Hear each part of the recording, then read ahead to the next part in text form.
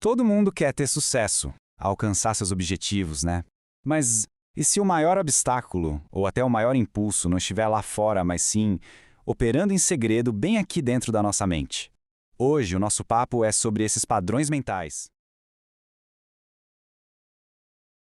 É uma boa pergunta para a gente se fazer. O que, de fato, define os resultados que a gente alcança na vida? A resposta, muitas vezes, não é a mais óbvia. Geralmente, é um tipo de inimigo invisível, uma força silenciosa que está no controle. E tá na hora de a gente entender isso a fundo.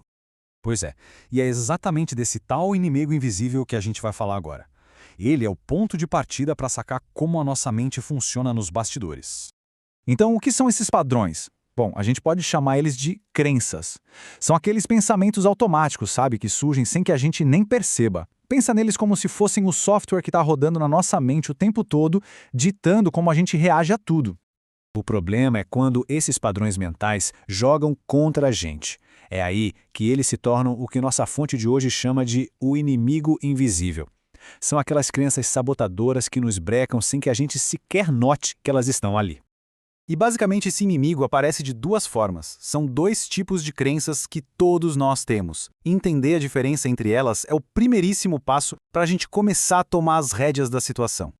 E olha, a diferença entre os dois lados dessa batalha interna é gritante. De um lado, a gente tem as crenças limitantes. Aquela vozinha que fica soprando, eu não consigo, não sou bom o suficiente. Elas sabotam qualquer potencial. Do outro lado, as crenças potencializadoras, que transformam desafios em oportunidades e nos empurram com um eu posso aprender a fazer isso. A grande questão é, qual dessas vozes anda no comando? A boa notícia é que tem um jeito bem simples de descobrir. É um método prático, um verdadeiro diagnóstico para a gente saber qual tipo de crença está dominando os pensamentos no dia a dia. Tá, mas como é que a gente faz esse diagnóstico, então? Como a gente identifica se é a voz que limita ou a que impulsiona que está falando mais alto na nossa cabeça? A resposta está num teste super simples de 3 passos. E o processo é muito fácil, de verdade. Primeiro, apareceu um desafio algo inesperado. Dá uma pausa. Segundo, observa qual foi o primeiríssimo pensamento que surgiu. Foi algo tipo, ah não, ferrou, não vou dar conta? Ou foi mais para um, ok, um desafio. Como é que eu resolvo isso? E terceiro, o diagnóstico. Esse pensamento te joga para baixo ou te levanta? Simples assim. Beleza, diagnóstico feito. E agora? O que a gente faz com isso? Bom, não importa qual foi o resultado, existe um caminho bem claro a seguir para fortalecer a nossa mentalidade. Vamos supor que o teste mostrou que o primeiro pensamento foi negativo, uma crença limitante. Calma, tá tudo bem. Isso é só uma informação. O que importa mesmo é o que a gente faz a partir daí. Talvez o pensamento tenha sido algo nessa linha, uma declaração que fecha portas, sabe? Eu não sou capaz. Isso não é para mim. É a voz clássica do nosso sabotador interno. E aqui está o pulo do gato. A gente pode e deve intervir. A fonte sugere um reajuste muito poderoso. No exato momento em que esse pensamento é identificado, a ação é dizer para. E em seguida, transformar essa afirmação numa pergunta que abre caminhos. Como eu posso aprender a fazer isso? É trocar uma sentença de limitação por uma busca de solução.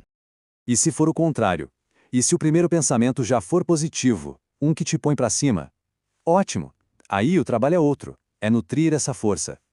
Nesse caso, a estratégia é botar mais lenha nessa fogueira, reforçar ativamente esse pensamento, visualizar o sucesso acontecendo e continuar encarando os desafios como o que eles são, chances de crescer.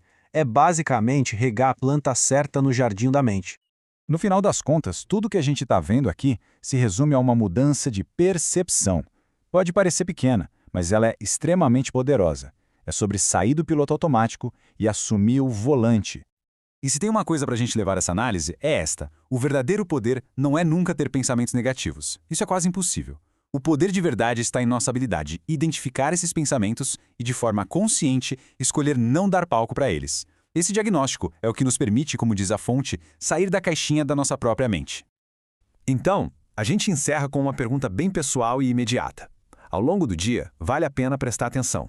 Diante de cada pequeno desafio, qual pensamento vai ser alimentado? A escolha, como a gente viu, pode ser totalmente consciente.